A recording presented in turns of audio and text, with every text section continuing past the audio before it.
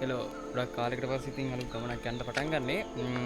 අද යනවා ඉතින් අපි මම දැන් ඉන්නේ වංගු නමේ දේදුගල පාරේ. අපි පැලැම්පිටියට ගිහිල්ලා view point එකට ගිහිල්ලා එතනින් එහා ගිහිල්ලා දොළොස් බාගේ පැත්තේ තියෙන සුන්දරත්වය ටිකක් බලලා එන්න යන්නේ.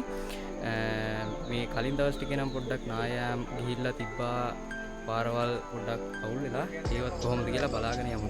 වීඩියෝ එකේ දිගටම ඉන්න. වීඩියෝ එකේ ඉතින් අත මම තනියම නෙවෙයි යන්නේ. අපේ කට්ටිය ගොඩක් ඉන්නවා.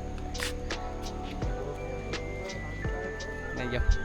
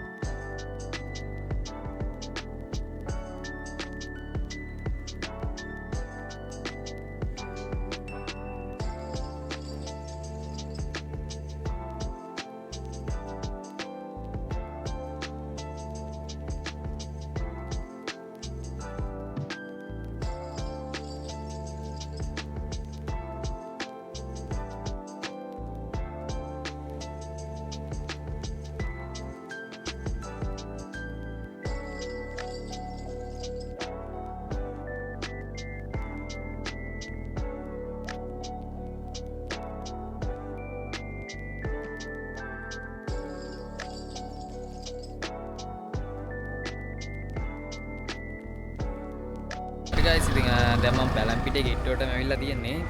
දැන් නම් මම එතිනම් අත කඳුව උතරින් පේනට පේනවා. මීදුම බාලා තියෙන්නේ. හරිම සුන්දරයි ඉතින්. යන්න නම් හිතෙන්නේ නැහැ මට.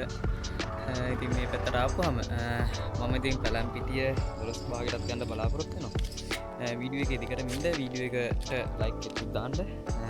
channel එක subscribe කරලා නැත්නම් subscribe කරන්න. මේ පැලැම්පිටියට ආපුවාම මේ විශේෂයෙන් ඉතින් බලාගන්න පුළුවන් අනිවාර්යෙන් පාරයින් තියෙනවා මේ තේ සරුවට වැවුණු තේ වගාව ඉතින් මේ පාර දෙපැත්තටම තියෙනවා. ඉතින් උඩට යනකම් දොළොස් පාගේ පැලැම්පිටිය මේ හරි ඉතින් තේ කර්මාන්තය තමයි ගොඩක් තියෙන්නේ. හරිම සුන්දරයි. කදු පන්ති අතරින් එනවා. ඉතින් දැන් මං ඉන්නේ මේ පැලැම්පිටිය හරිය පැලැම්පිටිය view point එකට ගිහිල්ලා අපි බලමු ඉතින්.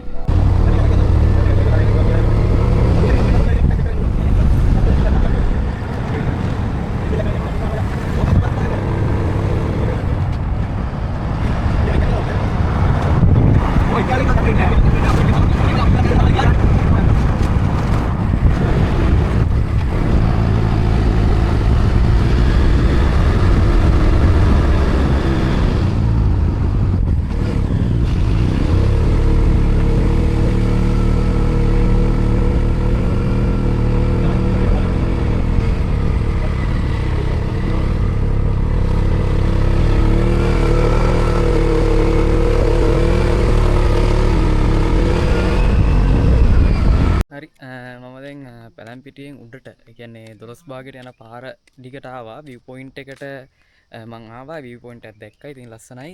දැන් මම මේ තියෙන්නේ එතනින් උඩ කියන්නේ පැලැම්පිටිය view point එකෙන් උඩ තියෙන සුන්දර මාර්ගය. ඉතින් මේ පාර නම් මාරම ලස්සනයි. අද මං එදිනම් මීදුම බාලා තියෙන්නේ කඳු ටිකට වාට පේනවා. ගොඩක් කට්ටියක් යනවා.